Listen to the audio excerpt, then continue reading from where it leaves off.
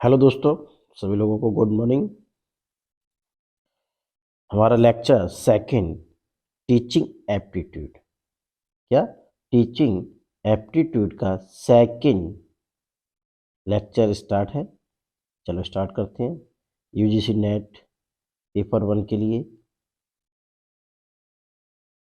इसमें पहला टॉपिक क्या है? अध्येता की विशेषता। क्या है?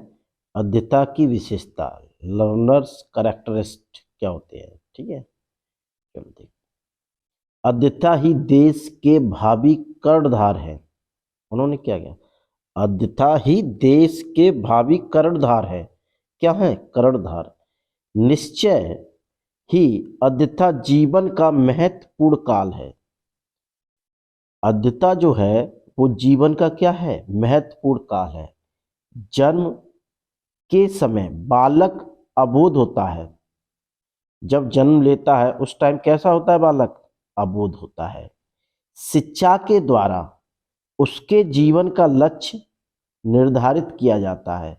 उन्होंने जब बच्चा जन्म लेता है उस समय वो अबोध होता है, लेकिन जब उसको शिक्षा दी जाती है तो उसका जीवन का लक्ष्य निर्धारित किया जाता है कि आपको ये करना है, और उसकी बुद्धि विकसित हो जाती है। जब किसी को शिक्षा दी जाएगी तो उसकी बुद्धि भी विकसित होगी और उसका एक लक्ष्य जो था उसे भी कंप्लीट होगा। देखिए, अध्यथा जीवन मानव जीवन का सर्वश्रेष्ठ काल है।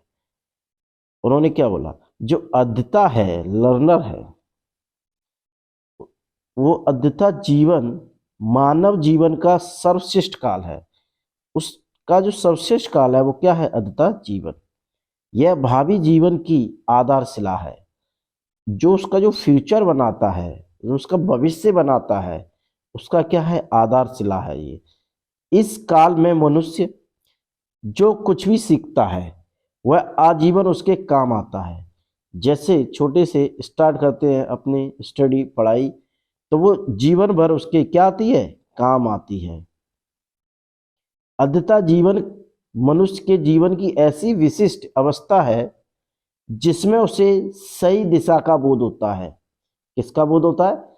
सही दिशा का बोध होता है। इसलिए इस काल को सतर्कता से व्यतीत करना चाहिए। उन्होंने कहा सतर्कता मीन्स उसे ढंग से व्यतीत करना चाहिए और अपने जीवन और अपने मन को विचलित नहीं करना चाहिए। एक लक्ष्य की ओर उसे आकर्षित करना चाहिए। सत्य तो यह है कि प्रत्येक महापुरुष की महानता का मुख्य आधार उसका अध्यता जीवन ही रहा है। क्या रहा है? अध्यता जीवन ही रहा है। कोई भी महान व्यक्ति हो, उसका जो मुख्य आधार रहा है उसका अध्यता जीवन ही रहा है। अध्यता का उद्देश्य मात्र विद्या प्राप्त करना नहीं होता है, वरन ज्ञान की वृद्धि, शारीरिक मानसिक विकास एवं चारित्रिक सद्गुण की वृद्धि भी उसका लक्ष्य होता है। उन्होंने क्या बोला? आपका जो ज्ञान है उसकी वृद्धि होना चाहिए, आपके शारीरिक और मानसिक, आपका शारीरिक और मानसिक में माइंडली डेवलप होना चाहिए। चरित्र में करेक्टर्स, सद्गुण की वृद्धि भी उसका एक लक्ष्य होता है। विद्या ध्यान काल ही वह काल है जिसमें सहयोग, प्रेम, सत्यभाषण, सहानुभूति, साहस आदि गुणों का विकास किया जाता है। अनुशासन, शिष्टाचार आदि प्रवृत्तियां इसी समय जन्म लेती हैं। किस समय? इसी समय जन्म लेती हैं। अध्यथा जीवन में अध्यथा ज्ञान अर्जन करता है। अध्यथा अपने जीवन में महापुरुषों के चरित्र व उनके अनुभवों का अनुसरण करता है। क्या करता है? अनुसरण। क्योंकि उनके बारे में वो पढ़ता है कि वो कैसे थे, उनका जीवन कैसा रहा। विद्या प्राप्त करने के लिए अध्यता को बड़े से बड़ा त्याग व कठोर परिश्रम करना पड़ता है। उन्होंने क्या है? जो विद्या प्राप्त करने के लिए अध्यता को क्या करना पड़ता है? जो लर्नर होता है, बड़े से बड़ा त्याग या कठोर परिश्रम करना पड़ता है। अध्यता को उसके लिए तत्पर रहना चाहिए। अध्यथा जीवन की ऐसी अवस्था है जिसमें उसे जैसी शिक्षा दी जाती है वह वैसी ही ग्रहण करता है, जैसी उसे शिक्षा दी जाती है वैसी ग्रहण करता है। अद्यता जीवन की विद्या के साथ साथ चरित्र का विकास भी महत्वपूर्ण है। अद्यता जीवन में चरित्र निर्माण पर विशेष बल दिया जाना चाहिए। उन्होंने कहा अद्यता जीवन पर क्या करना चाहिए, विशेष बल देना चाहिए। अद्यता में वे सभी गुण होते हैं, क्या होते हैं बेटा, वे सभी गुण होते हैं जो एक तपस्वी में होने चाहिए। क्या होना चाहिए, एक तपस्वी में होने चाहिए। अद्यता जीवन भी एक तपस्या के समान है। एकाग्रता अद्यता जीवन का प्रमुख गुण है। उन्होंने कहा अपने दिमाग को एक ही जगह लगाना ही क्या है, जीवन का एक प्रमुख गुण है। यदि उसमें यह गुण नियत है तो उसमें अन्य गुणों का विकास स्वयं ही हो जाएगा। अद्यता को सुख की ओर नहीं भागना चाहिए, क्योंकि विद्या तपस्या मांगती है। उन्होंने कहा विद्या क्या मांगती है, तपस्या मांगती है, सुख नहीं मांगती। जैसे एक सुलेख है, काक चेष्टा बको ध्यानम स्वयं निंद्रा तत्चा अल्पहारी गृह त्यागी विद्यार्थी पक्ष लक्षणम। तो उन्होंने क्या अर्थात एक आदर्श अद्यता के 5 लक्षण होते हैं। कितने लक्षण होते हैं, 5। जैसे कौवा जैसी दूरदृष्टि, कौवा जैसी दूरदृष्टि होनी चाहिए। बगुले जैसी एकाग्रता होनी चाहिए। कुत्ते जैसी हल्की नींद होनी चाहिए। अल्पहारी कम खाना चाहिए और गृह त्यागी मिस गृह त्याग देना चाहिए। अद्यता को चरित्रवान होना चाहिए। कैसा होना चाहिए, चरित्रवान होना चाहिए। अच्छी संगति अद्यता को चरित्रवान बनाती है। उन्होंने कहा अच्छी संगति अद्यता को क्या बनाती है, चरित्रवान बनाती है।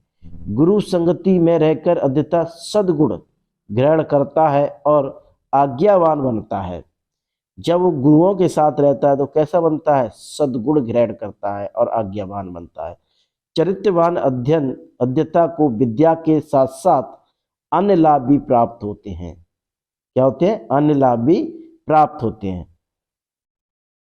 अविवादन लस्य नित्य वृद्धो सेविन चतुर्वित तस्य वर्धन्ते आयुर्विद्या यशोबलम। अद्यता का सर्वप्रथम कर्तव्य तो अपने प्रति है। क्या है, अपने प्रति।